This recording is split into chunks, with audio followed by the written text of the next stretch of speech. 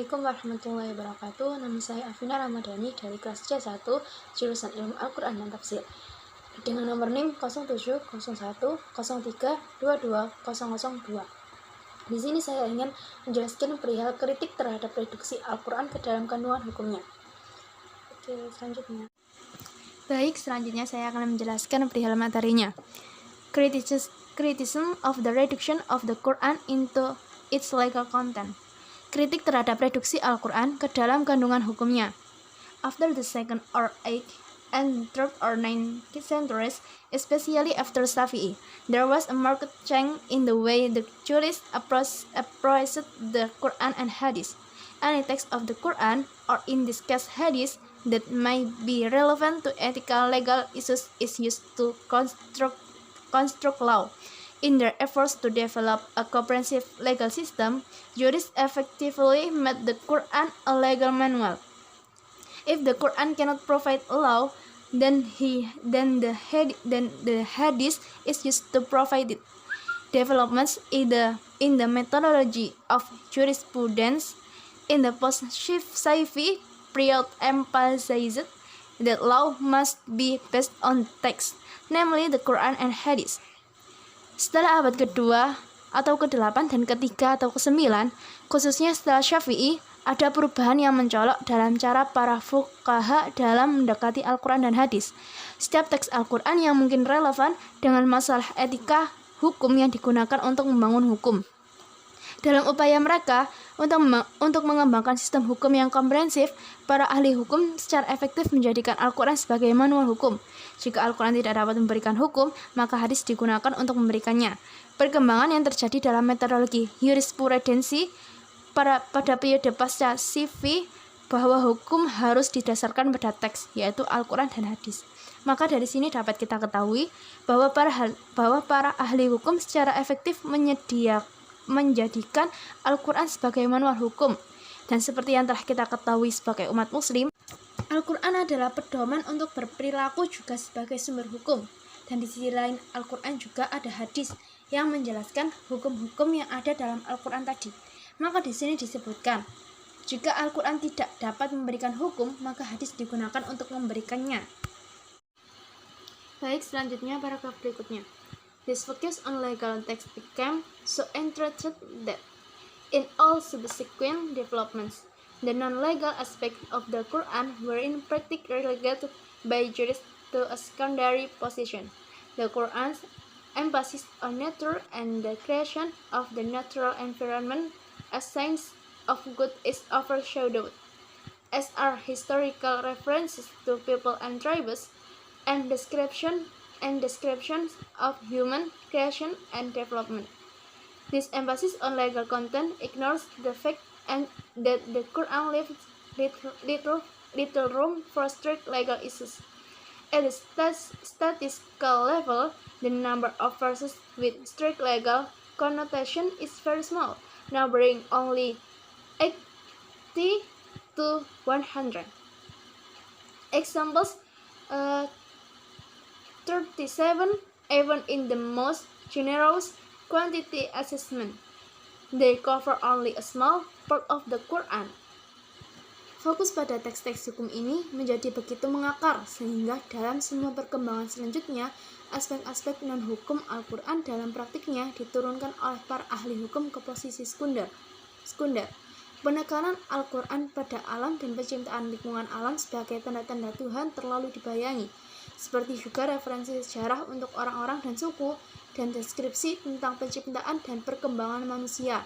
Penekanan pada hukum ini menarik perhatian bahwa Al-Quran memberikan sedikit ruang untuk masalah hukum yang ketat. Pada tingkat statistik, jumlah ayat dengan konotasi hukum yang ketat hanya 80 hingga 100, contoh 37. Bahkan dalam jumlah kuantitas yang paling dermawan, hanya mencakup sebagian kecil dari Al-Quran. Dari paragraf ini dapat kita simpulkan bahwa setelah semua perkembangan yang ada, aspek-aspek non-hukum Al-Quran dalam praktiknya posisinya tergeser menjadi ke posisi sekunder. Maksud posisi sekunder itu sendiri juga menjelaskan bahwa hukum Al-Quran tidak lagi menjadi sumber hukum utama setelah semua perkembangan yang ada. Padahal, meski menjadi sumber hukum utama, Al-Quran itu tidak begitu memberikan penekanan hukum yang ketat. Seperti yang dikatakan di sini, bahwa penekanan pada hukum ini menarik perhatian bahwa Al-Quran memberikan sedikit ruang untuk masalah hukum yang ketat. Jadi, bisa dikatakan bahwa jumlah ayat dengan konotasi hukum yang paling ketat itu hanya dalam jumlah kuantitas yang paling dermawan, hanya mencakup sebagian kecil dari Al-Quran. Ya, jadi seperti itu. Lalu paragraf selanjutnya.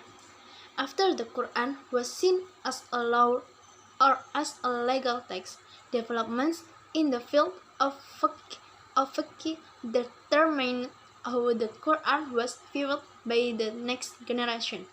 Law and law schools were well established by the end of the 4th or 10th to 5th or 11th centuries.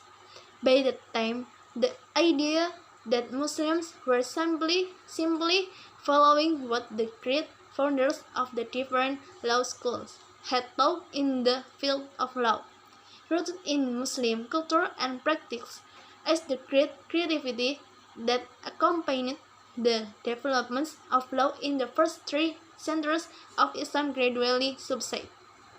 The creativity associated with the somewhat liberal way in which early Muslims approached the Quran also began to disappear. In relation to creativity or lack of creativity, by the time we reach the modern period, interpretation has been reduced to stories, mystical speculation, or dry philological analysis. Lalu untuk artinya, setelah Al-Quran dilihat sebagai hukum atau sebagai teks hukum, perkembangan di bidang fikih menentukan bagaimana Al-Quran dilihat oleh generasi berikutnya. Sekolah hukum dan hukum telah dipetakan pada akhir ke-4 atau ke-10, hingga ke-5 atau ke-11.